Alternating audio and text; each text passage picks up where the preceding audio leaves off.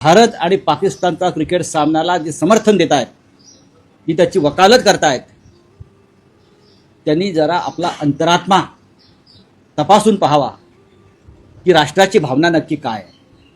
हा एक प्रकारे देशद्रोह आहे। या भाजपवाल्यांची सगळी मुलं अबुधाबीत मॅच बघायला जाणार आहे। जय शाह तर क्रिकेटचे सर्व आहे। राष्ट्रभक्तीच्या गोष्टी आपण करता, अमित शहा करतात, आम्हाला शिकवतात, काँग्रेसवाल्यांना असतील, शिवसेनेला असतील। आम्ही म्हणे आमच्या मूळ विचारापासून दूर गेलो। आम्ही मूळ विचारापासून दूर गेलो नाही। हिंदुहृदय सम्राट बाळासाहेब ठाकरे यांनी भारत पाक सामन्याला कायम विरोध केला।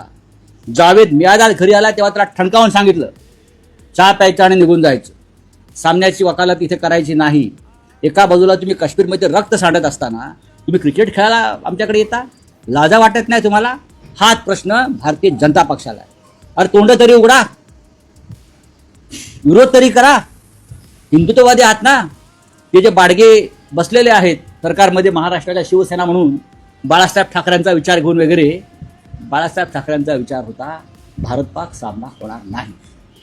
काय करतायत मिंधे आणि त्यांचे आमदार खासदार पुढारी? काय करतायत? ज्यांनी काय ते मैदान वगैरे उखडलं होतं तेही त्यांच्या पक्षात गेले तसं मला कळलं। पण माझा प्रश्न इतकाच आहे, हा देशद्रोह। ऑपरेशन सिंदूर संपलं नाही, महिलांचा आक्रोश थांबला नाही, आजही सगळीकडे वेदना आहे त्याची।